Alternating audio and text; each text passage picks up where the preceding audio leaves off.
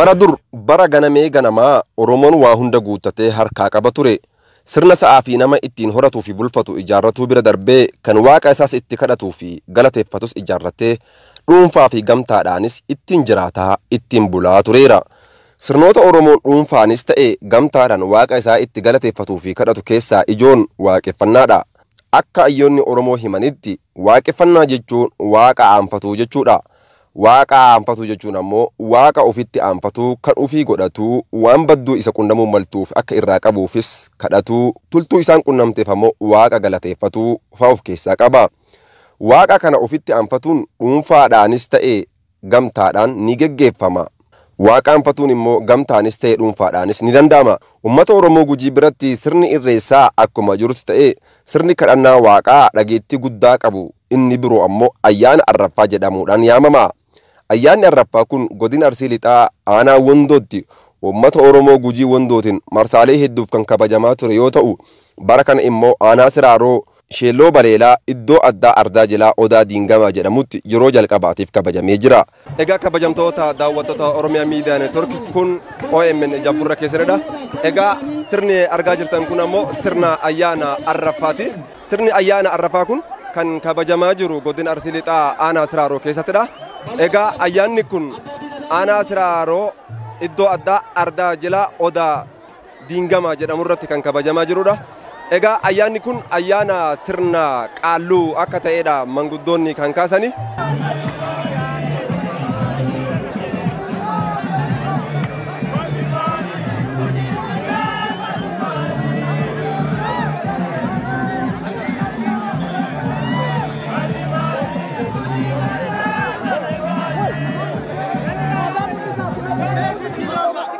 Ayyaanicha kana irratti uummanni Oromoo qomoo Gujii godinaalee Gujii lameen irraa akkasumas godina Arsii Lixaa aanaa Wondoo uummanni Oromoo qomoo Tuulamaa fi Sikkoo Mandoo akkasumas sabaaf sablammiileen hedduu kan irratti hirmaatan yoo ta'u bifa simboo fi miidhagina qabuun kabajamee jira. Ayyaanni kun ayyaana warra qaalluu yoo ta'u gosoota qomoo Gujii 7 keessaa gosa 4tu ayyaana qaalluu kana kabajataa jedhu manguddoon Hayilee Gabree fi keessa beektonni. Ayyaanni arraffaa ayyaana qaalluuti. Qaalluun ji'a hagayya kana keessatti urjii laalanii guyyaa murteeffate barri haaraa bara nagaa bara misoomaa akka ta'u qaalluun hin arreeffatte. Ayyaana kan hin arreeffatan duraan dursanii qaalluun hin falte, hin falama, hin falamin hin kabajamu, hin falte. Torban lama torban sadii ta'anii urjii laalanii barri dhufu maal fakkaata jedhanii uummatatti himanii falan. Fala kanarratti inni dureen amma maal akka godhan hin beeku malee dur horii hin qalu. Horii qalanii uummata nyaachisan. Nyaachisanii falanii hulluqsanii nageenya gandaaf biyyatti buusan.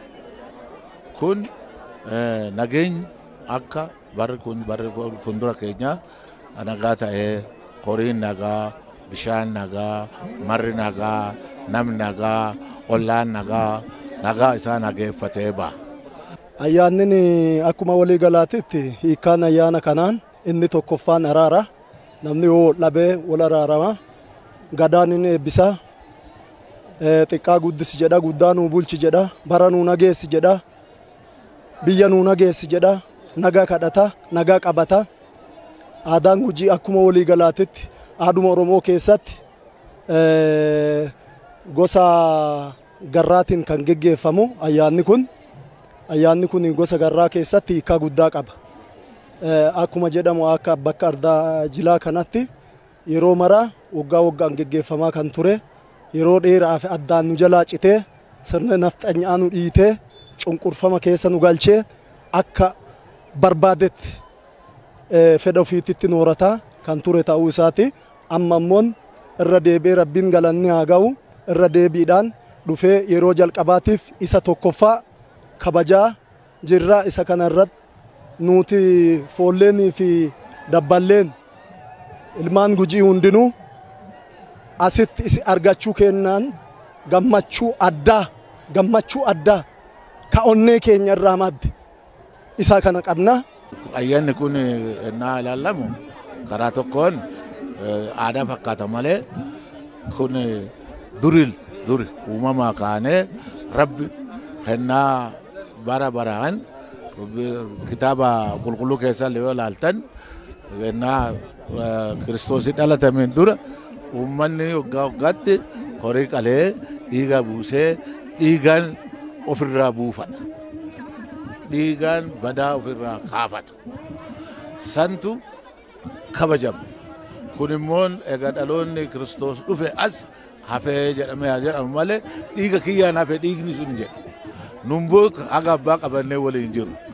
Kanaafidha wanna duratti isinitti himu kun amma qaallummaan ennaa durii ka'ee kan jiru amma yoo Tigraay keessa deemtanii raayyaa Asaboo yoo deemtan qaalluun jira. Yoo Wallo keessa jirtan laftillee namnillee qaalluun jira. Yoo Shawaa keessa deemtan kun Finfinnee jala qallitti kan jedhamtu lafa qaalluuti.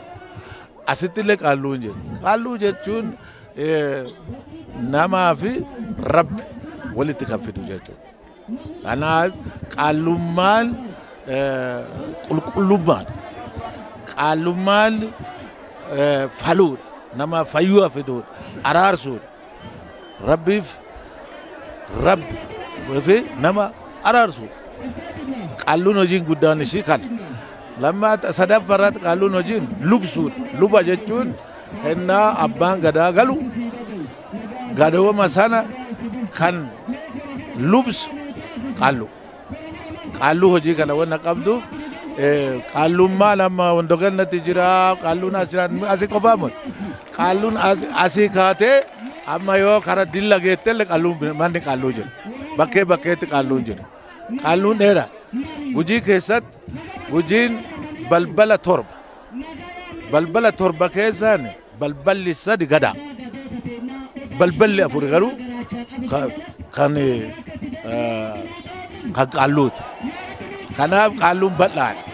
Achi wandogannatti qofaa miti yoo amma dilla jalallee deemu qaalluun jira. Gara gama Rabaaminchillee yoo deemte qaalluun jira. Kun kanaaf qaalluun bakkee wanna qabdu tokkuma. Kanaaf Gujii keessatti balballi afur kan qaalluuti balballi sadi kan gadaadha. Maqaan kiyya Araarsoo Seen jedhama.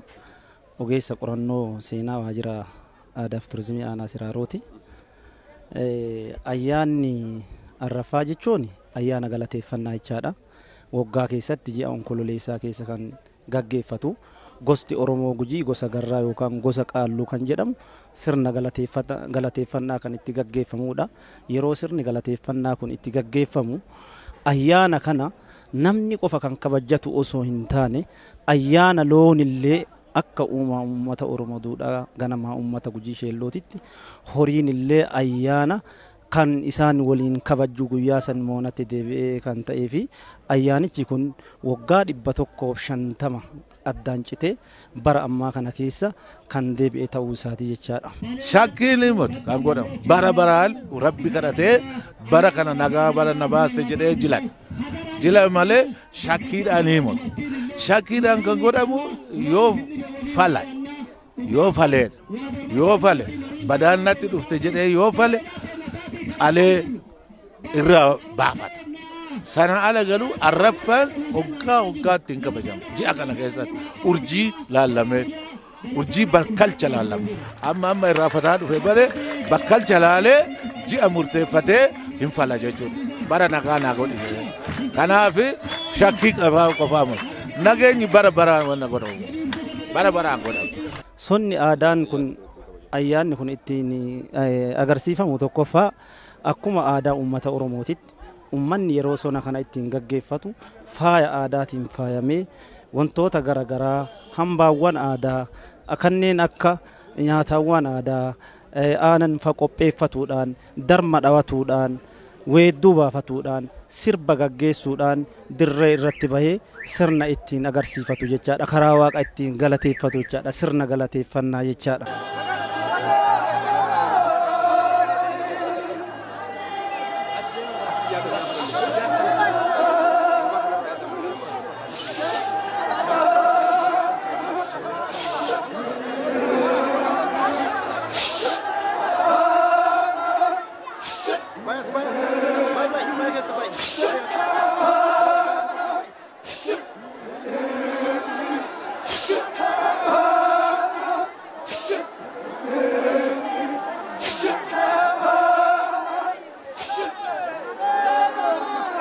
Ayyaanni kun waggaa waggaadhaan badduu dhufuu maltu biyya irraa akka haftuu fi toltuun ammoo ummata akka qunnamtuu fi kan qaalluun itti faluudhaan ummataa fi waaqa walitti araarsuudhaaf geggeessan akka ta'etu himama.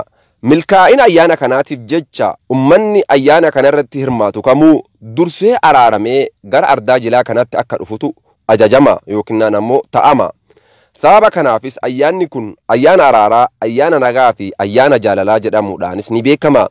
Ayyaanni araaraa kun immoo gammachuu hedduu kan nama gonfachiisu waan ta'eef sirba adda addaa sirbuudhaan gammachuu isaanii dhageessifatu qaamonni ayyaana kanarratti hirmaatan.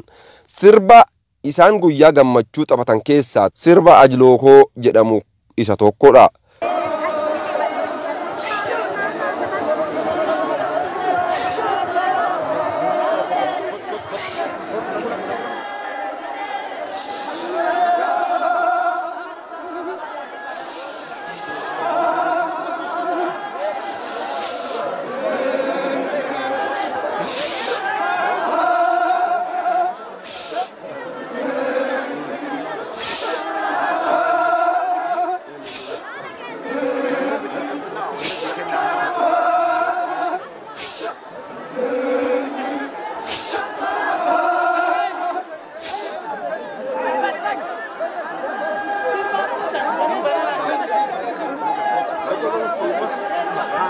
Egaa mee yeroo ammaa kana sirba garagaraa akka sirbaatti isin argina. Sirbi kun ammoo sirboota kana dura guddina gujiitti sirbamuun addadha.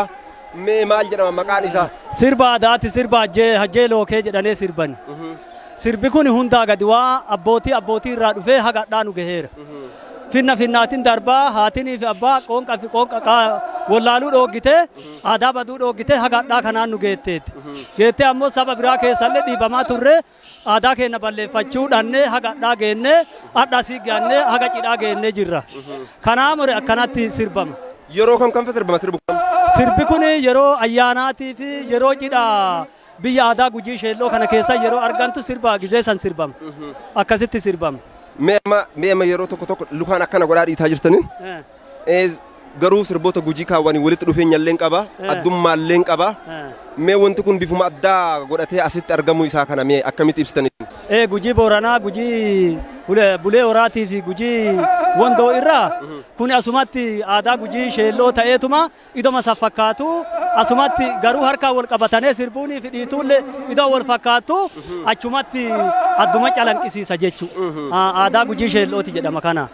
Ajjeeloo kee balloo yoo balloo maarree hinduulta dhalee fadhu yoo balloo maarree duudhannoo jabee fadhu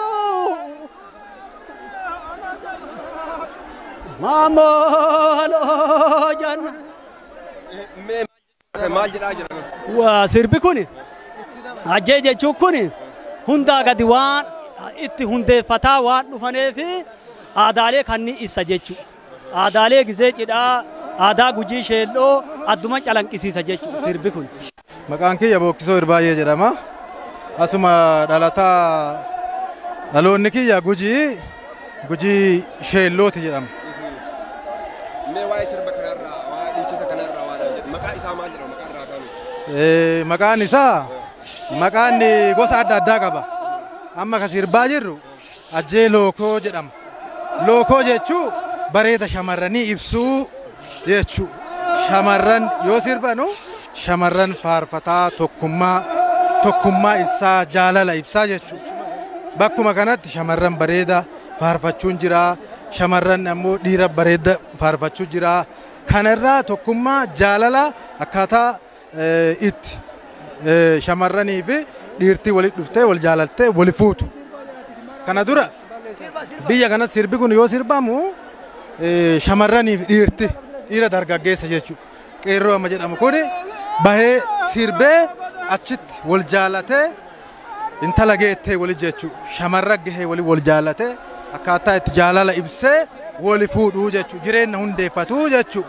Sirbi kun sirba jaalalaa yoo ta'u kan ilmi dhiiraa fuudha kajeele intala jaalate takka bareedina isii itti faarsee ittiin garaa laafifatuu fi akka isiin isaaf gara nyaattoo horattu kan itti weeddisee agarsiifatu akka ta'ee himu keessa beektonni.